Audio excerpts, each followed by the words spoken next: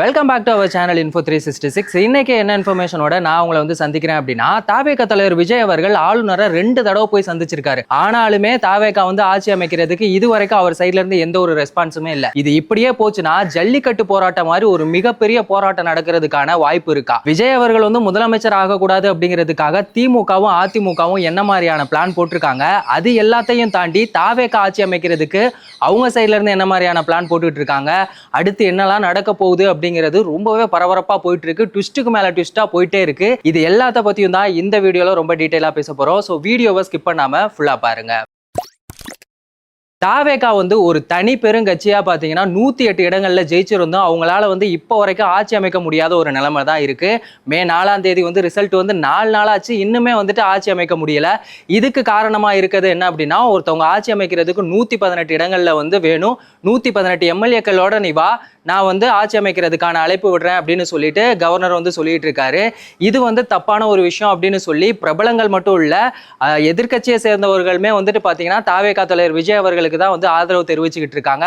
ஆனாலுமே கவர்னர் வந்து ரொம்பவே ஸ்ட்ராங்கா இருக்காரு. 118 எம்எல்ஏக்கள் கூட நீ வந்து வர தேவையில்ல, 118 எம்எல்ஏ எனக்கு ஆதரவு தர்றாங்க அப்படிங்கிற ஒரு கடிதத்தோட வாங்க, நாளைக்கே கூட நீங்க வந்துட்டு ஆட்சி அமைக்கலாம் அப்படின்னு வந்து அவர் சொல்லிட்டு இருக்காங்க.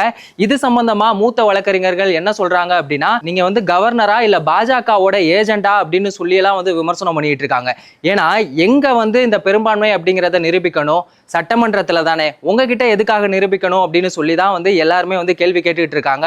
இது எல்லாத்தையும் தாண்டி என்ன நடக்க போகுது அப்படிங்கிறது தான் எல்லாரோட எதிர்பார்ப்புமா இருந்துச்சு. இன்னைக்கு என்ன பண்ணியிருக்காங்க, தாவேகாவுக்கு ஆதரவு தெரிவிச்ச காங்கிரஸ் வந்து கவர்னர் மாளிகைக்கு வெளியில வந்து ஆர்ப்பாட்டம் நடத்திட்டு இருக்காங்க. இன்னும் பல இடங்கள்ல பாத்தீங்கன்னா தாவேகாவுடைய தொண்டர்களும் ஆதரவாளர்களும் வந்து போராட்டம் நடத்திட்டு இருக்காங்க.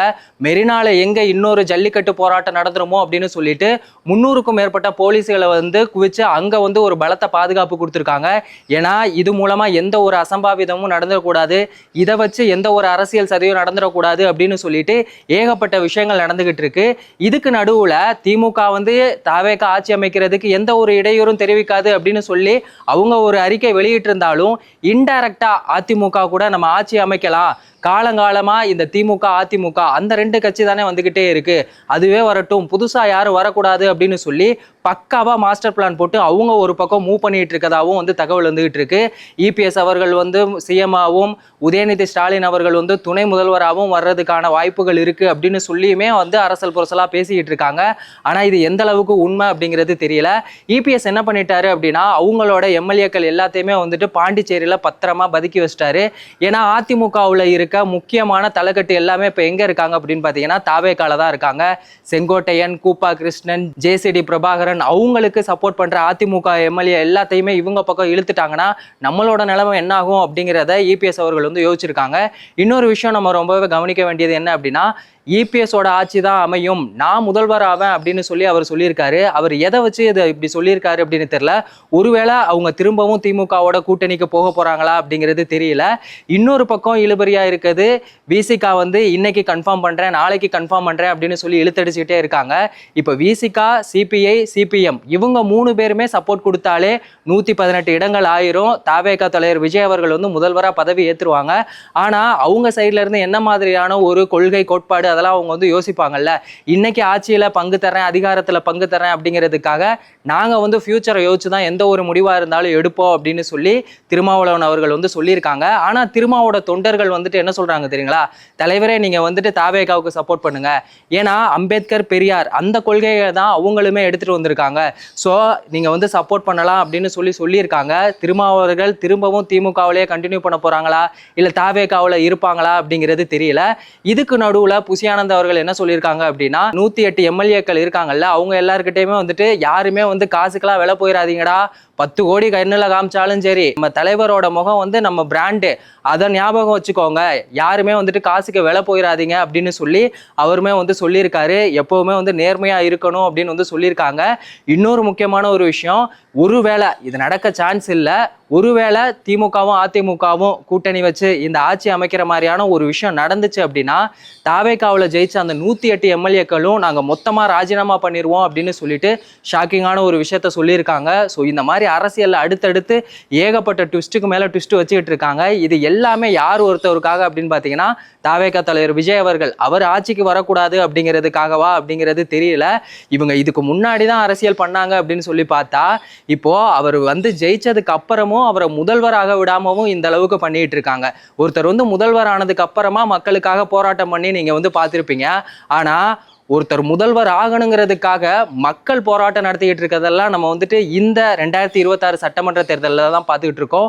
இந்த சட்டமன்ற தேர்தலில் ஏகப்பட்ட மாற்றங்கள் வந்து நடந்துகிட்டு இருக்கு. இதுக்கு நடுவில் விசிகா, சிபிஐ, சிபிஎம் அவங்களாம் என்ன பண்ணியிருக்காங்கன்னா இந்த ஹோட்டலோட சிலிண்டர் ரேட் வந்து அதிகமாச்சுல்ல, அதுக்கு கண்டனம் தெரிவித்து ஆர்ப்பாட்டம்லாம் வந்து நடத்திக்கிட்டு இருக்காங்க. இதுக்கு முழு காரணமும் வந்து பாஜக தான், மத்திய அரசு தான் அப்படின்னு சொல்லி அவங்க வந்து கண்டனம் தெரிவிச்சுட்டு இருக்காங்க. ரயில்வேல வந்துட்டு நமக்கான வேலை வாய்ப்பு வந்து பறிக்கப்படுது, அது எல்லாமே நமக்கு கிடைக்கணும் அப்படின்னு சொல்லியுமே வந்து ஆர்ப்பாட்டம் பண்ணிட்டு இருக்காங்க.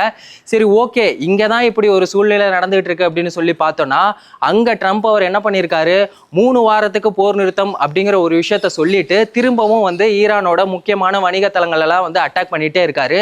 அவர் அங்க அட்டாக் பண்ண நமக்கு தான் இங்க வந்து ஹார்ட் அட்டாக்கே வந்துரும் போல. அங்க விழுகிற ஒவ்வொரு அடியும் நமக்கு விழுகிற அடியா தான் இருக்கு. ஏன்னா ஹோட்டலோட சிலிண்டர் ரேட்டை ஏத்திட்டாங்க. இன்னொரு பக்கம் வீட்டுல நம்ம யூஸ் பண்ற சிலிண்டரோட ரேட் வந்து இது வரைக்கும் ஏத்தல, ஆனா அதையுமே மோடிஜி அவர்கள் வந்து ஏத்திடுவாங்க அப்படிங்கிற ஒரு பயமுமே இருக்கு. பெட்ரோல் டீசல் விலையுமே வந்து ஏத்த போறதா சொல்லியிருக்காங்க. ஹாஸ்டல்லையும் பாத்தீங்கன்னா மே 5ஆம் தேதியில இருந்து 1000 ரூபாய் வந்துட்டு எக்ஸ்ட்ரா ரேட் ஆகும் அப்படின்னு வந்து சொல்லியிருக்காங்க. அதையுமே இப்போ வந்துட்டு நடைமுறைப்படுத்த போறதா சொல்லியிருக்காங்க. ஸோ அங்க நடக்கிற ஒவ்வொரு விஷயமே வந்துட்டு இங்க தான் வந்து பாதிப்பை உண்டாக்குது. இது எல்லாத்துக்குமே முக்கியமான காரணமா இருக்குது மோடி அப்படின்னு சொல்லி தான் இந்த ஒரு ஆர்ப்பாட்டம் அப்படிங்கிற ஒரு விஷயத்த வந்து நடத்திட்டு இருக்காங்க. நீங்க ஒரு விஷயம் கவனிச்சிருந்தீங்கன்னா தெரியும், தாவேகா தலைவர் விஜய் அவர்கள் வந்து இதுக்கு முன்னாடி எலெக்ஷனுக்கு முன்னாடி வரைக்கும் அவருக்கு எதிராக ஏகப்பட்ட விமர்சனம் பண்ணிட்டு இருந்த எல்லாருமே இன்னைக்கு அவர் வந்து முதலமைச்சர் ஆகணும் அப்படின்னு வந்து சொல்லி சப்போர்ட் பண்ணிட்டு இருக்காங்க. ஆனா அவர் கட்சி ஆரம்பிச்சதுல இருந்து இப்ப வரைக்குமே அவர் கூட துணையா நிக்கிறது யாரு அப்படின்னு பாத்தீங்கன்னா சிபி சத்யராஜ் அவர்கள் தான். எப்பவுமே வந்துட்டு அவருக்கு வந்து சப்போர்ட்டா இருப்பாரு. அவர் என்ன சொல்லியிருக்காருன்னா இது வந்து மக்கள் எடுத்த முடிவு, இதை வந்து யாராலையுமே மாற்ற முடியாது, அவர் கூடிய சீக்கிரமே வந்து ஆட்சி அமைக்கணும் அப்படின்னு வந்து சொல்லியிருக்காரு.